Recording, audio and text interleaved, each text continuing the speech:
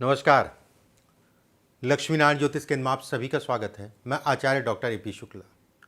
आज का हमारा विषय उन रेखाओं पे है जो ये दिखाती हैं कि व्यक्ति के पास कितना धन होगा। उन रेखाओं पे है जो ये दिखाती हैं कि व्यक्ति का कितना धन जो है उससे दूर हो जाएगा, कब धन निकलेगा, ये इसको भी दिखाती हैं। आज हम बात करेंगे कुछ दोषों की, कुछ ऐसी रेखाओं की जो ये दिखाती है कि धन का व्यय तेजी से होगा, सावधान होके चलिए। कुछ ऐसी रेखाओं पे बात करने के लिए मैं उपस्थित हुआ हूँ। ये जीवन रेखा, ठीक है, एक पहला बिंदु मैं बोल रहा हूँ।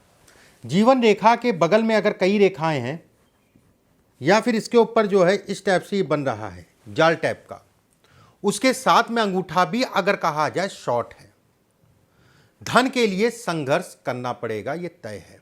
अंगूठा अगर शॉर्ट है, किसी ना किसी कारण से जो आपने धन कमाया हो वो निकलता जाएगा, निकलता जाएगा, निकलता जाएगा। ऐसे लोगों को अपने अकाउंट में धन नहीं रखना चाहिए। ऐसे लोगों को अगर कहा जाए इन्वेस्टमेंट, धन जब भी आए तो कहीं ना कहीं उसका इन्वेस्टमेंट कर दीजिए। इन्वेस्टमेंट का मतलब हो गया कुछ प्रॉपर्टी या कोई एफडी करा ली, या बच्ची के नाम से या बेटे के नाम से कुछ ना कुछ ऐसा करा लीजिए जिससे आपका धन जो है बना रहे, क्योंकि लंबे समय तक धन अगर कहा जाए, ठीक है, नहीं रुक पाएगा। अंगूठा छोटा है और इस जगह पे जाल है या बहुत सारी रेखाएं आपकी जो है जीवन रेखा को काट रही है।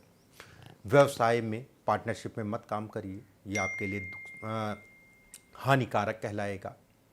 ऐसे में भी कहा जाता है जब भी कोई काम करिए तो अपने नाम ना काम करके अपने घर परिवार में किसी सदस्य के नाम जो है काम करें तो ज़्यादा बेहतर है।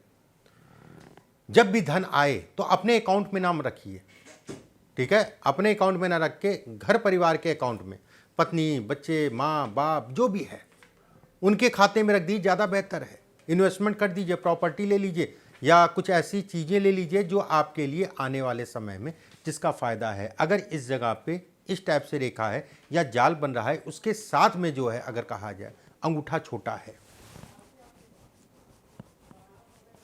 अगर इस जगह पे जाल है, देखिए हल्का फुल्का सबके होता है, हल्का फुल्का सबके होता है, तरीका समझ लीजिए किस तरीके से इसको देखा जाता है। अगर ये जाल ज़्यादा है, आड़ी रेखाएं, ये आड़ी रेखाएं हैं और खड़ी रेखाएं हल्की हैं। आड़ी रेखाएं मतलब पट रेखाएं, पट रेखाएं अगर कहा जाए गाढ़ी हैं और खड़ी रेखाएं हल्की हैं, तो ऐसे में कहा जाएगा कि 45-46 वर्ष की आयु तक संघर्ष करना पड़ेगा। उसके बाद जो है जीवन स्थायी होगा, धन से संबंधित समस्याएं कम होंगी। ऐसे लोगों के साथ अगर कहा जाए जितनी मेहनत करेंगे उतना ही धन मिलता है, या उससे थोड़ा सा कम कह लीजिए, मेहनत ज़्यादा करनी पड़ती है ऐसे लोगों को। 45 वर्ष की उम्र के बाद, आयु के बाद कुछ स्थितियों में परिवर्तन होता है। अगर रेखा बहुत ज़्यादा है और ख़ासकर ये रेखा आपकी जो है गाढ़ी है और खड़ी रेखाएं हल्की हैं, अगर खड़ी रेखाएं गाढ़ी हैं तो ये कहा जाएगा कि ठीक है व्यवस्था चलती रहेगी लेकिन संघर्ष करना पड़ेगा, उसमें कोई दो राय नहीं है। व्यवस्था तो अगर इसमें भी मैं कहूँ चलती रहेगी, इसमें ज़्यादा और कम वाली बात है और कुछ नहीं है। ज़्यादा लाभ या कम नुकसान, ज़्यादा नुकसान या कम नुकसान को ये इंगित करता है। गुरु की उंगली जिन लोगों की शॉर्ट होती है, शॉर्ट का मतलब जो है छोटी, छोटी का मतलब इस पोर तक का, इस पोर तक का, गुरु की उंगली जिन लोगों की शॉर्ट होती है ऐसे लोगों को भी, ऐसे लोगों के पास भी जो है कहीं ना कहीं धन रुकता नहीं। अगर ये लंबी है, मान सम्मान प्रतिष्ठा को दिलाती है। उसके साथ में पीछे भी मैंने एक बार बताया इस बॉक्स के बारे में, अगर बॉक्स है धन आएगा, खूब आएगा, अच्छी मात्रा में धन आएगा। अगर ये शॉर्ट है और ये बॉक्स खुला है, जो भी धन है वो चला जाएगा। जब तक स्पष्ट साफ था ये बॉक्स तब तक तो चीज़ें ठीक थी, जहाँ ये टूटने लगा धन भी कहीं ना कहीं छूटने लगा। जो कमाया था अब निकलने का समय है और धीरे धीरे निकलता जाएगा। घर में रखा धन भी कहीं ना कहीं निकल जाएगा, सावधान होकर चलिएगा। मैंने पीछे भी बोला था, अभी बोल रहा हूँ। इसके साथ में अगर कहा जाए, अगर यहाँ पर भी बॉक्स है वो खुला है, तो जो धन गया वो धन गया, कोई बात नहीं। उसके साथ में मान सम्मान प्रतिष्ठा में भी कमी आई। राहु का हिस्सा अगर दबा है ये हिस्सा अगर आपका दबा है और इस जगह पे तिल दाग धब्बा है, तो ऐसे लोग अगर कहा जाए किसी विवाद या किसी घोटाले या कुछ ऐसी अवस्थाओं में फंसते हैं जिसके कारण जो है काफ़ी समय लग जाता है नाम दोबारा से बनाने में। फिर से मैं बता दे रहा हूँ, राहु का क्षेत्र दबा है, इस जगह पे तिल दाग धब्बा या कालापन ज़्यादा है, ये दोनों बॉक्स अगर खुले हैं बहुत ख़राब है, बहुत ज़्यादा ख़राब है, ठीक है, बिल्कुल भी अच्छा नहीं कहलाएगा। जिन लोगों का केतु का क्षेत्र मतलब ये हिस्सा इसके मुकाबले ज़्यादा उठा है, जब आप ऐसे करेंगे तो आपको दिखेगा ये हिस्सा ज़्यादा उठा है इसके मुकाबले, तो भी कहा जाएगा कि व्यक्ति को धन को लेकर संघर्ष करना पड़ेगा। ऐसे लोग मस्त मौला होते हैं, वो एक अलग बात हो गई, संतोष होता है वो एक अलग बात हो गई, ठीक है, लेकिन धन के नुकसान को भी दिखाता है। ये पुत्र संतान से पीड़ा देता है, पुत्र संतान के कारण पीड़ा मिलती है, ये इसके भी संकेत देता है, कहीं ना कहीं इसको भी बतलाता है, इसको भी दिखलाता है। देखिए, भाग्य रेखा हाथ में बहुत सारे दोषों को कम कर देती है। जैसा भी मैंने कहा नहीं, ये चीज़ जो है अगर भाग्य रेखा आपकी स्पष्ट साफ है तो कहीं ना कहीं इसके दोषों को ये कम करेगी। अगर भाग्य रेखा भी टूट रही है, भाग्य रेखा भी बहुत ज़्यादा कट रही है, या भाग्य रेखा ऊपर से चौड़ी हो गई उसके बाद कट रही है, तो ये कहा जाएगा कि व्यक्ति को संघर्ष करना पड़ेगा।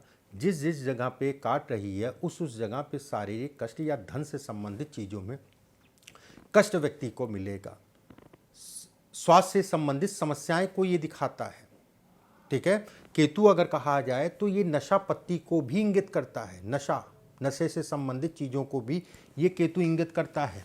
और ख़ासकर अगर कहें, जैसे बहुत बार मैंने कहा है कि अगर ये रेखा भाग्य रेखा है इसमें चली गई, इस टाइप से हो या इस टाइप से हो, तो ऐसे लोगों को बहुत सावधानी से चलना चाहिए, नशा इत्यादि चीज़ें नहीं करना चाहिए। और यहाँ तक मैंने कहा था कि नशे वालों के साथ भी ऐसे लोगों को नहीं बैठना चाहिए, ये इतनी खराब रेखा है। कर्ज, धोखा, ये इनको दिखाती है और ये तय है, इसमें कोई दो राय नहीं है। धोखा या कर्ज से संबंधित चीज़ें लगेंगी। सावधान और सावधानी दोनों ही रख के चलिएगा अगर ये रेखाएं हैं तो। ये बिल्कुल भी अच्छी रेखाओं में इनकी गिनती नहीं होती है। ये भाग्य रेखा है, ठीक है, ये आपकी मस्तिष्क रेखा है। मस्तिष्क रेखा ज़्यादातर ऐसे होती मस्तिष्क रेखा, लेकिन मस्तिष्क रेखा अगर ऊपर की तरफ जाए, मस्तिष्क रेखा अगर ऊपर की तरफ जाए, नाखून आपके चौड़े हैं, हाथ आपका टाइट है और शुक्र का क्षेत्र बहुत ज़्यादा उठा है, ये हिस्सा बहुत ज़्यादा उठा है। फिर से मैं एक बार बोल देता हूँ, मस्तिष्क रेखा आपकी ऊपर जाए, नाखून आपके चौड़े हैं, शुक्र का हिस्सा ज़्यादा उठा है, हाथ आपका टाइट है, ये दरिद्र योग है। धन आएगा, रुकेगा नहीं।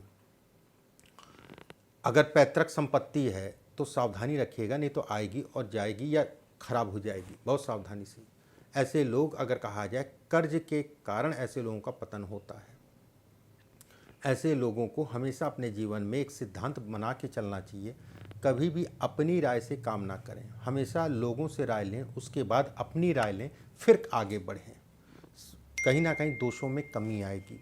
ऐसे लोगों को भैरव जी की उपासना जरूर करनी चाहिए। ऐसे लोगों को कम से कम जो है हर शनिवार भैरव मंदिर में, अगर हो सके तो बटुक भैरव के मंदिर में जाएं तो ज़्यादा अच्छा है, ठीक है। वहाँ जाके आराधना करें, पूजा पाठ करें, और एक शराब अगर वहाँ चढ़ती है तो शराब चढ़ा दें। अगर चढ़ती, ये नहीं कि पी लें, चढ़ाने की बात कर रहा हूँ। प्रसाद मिलेगा आपको, जो प्रसाद मिलेगा खाने वाला वो खाइएगा, पीने वाला प्रसाद नहीं, ठीक है। नहीं तो पता चला हर शनिवार को जो है कब शनिवार आएगा इसका इंतज़ार करते रहें। ये चंद्र की रेखा है, बहुत अच्छी रेखा है। जब भी दो फाड़ में बटे तो ये कहा जाता है दोहरी तरफ से जो है कहीं ना कहीं व्यक्ति का मन खिन्न होगा। धन आता रहेगा और जाता रहेगा, धन आता रहेगा और जाता रहेगा। मान सम्मान प्रतिष्ठा में कमी आती रहेगी, ठीक है, मान सम्मान प्रतिष्ठा में कमी ये करता रहेगा, घर से दूर जाके काम करना पड़ेगा, माता के कष्ट या माता को कष्ट को भी ये दिखाता है। अगर इस जगह पे है तो ऐसे लोग अपने जीवन में नदी, नहर, इन सब चीज़ों में नहाने में सावधानी बरतें। ऐसे लोगों को एक अनुभव जीवन में, एक या दो अनुभव हो जाता है, जब भी नहर नदी में नहाने जाते हैं, बच गए भैया, आज तो मामला चला ही गया था। सावधानी रखिएगा, हमेशा नहाने में सावधानी, नहर नदी नहाने में सावधानी, ये बिल्कुल भी अच्छी रेखाओं में इनकी गिनती नहीं होती है। वीडियो को शेयर कर दीजिएगा। आपका अगर कोई प्रश्न हो तो कमेंट बॉक्स में ज़रूर डाल दीजिएगा और लाइक कर दीजिएगा। लाइक करने से हम लोग को बल मिलता है, वीडियो भेजते हुए अच्छा लगता है। अगले वीडियो में फिर आप सभी से मुलाकात होगी। ईश्वर आप सभी को स्वस्थ रखे, सुरक्षित रखे। अभी के लिए बस इतना ही। नमस्कार।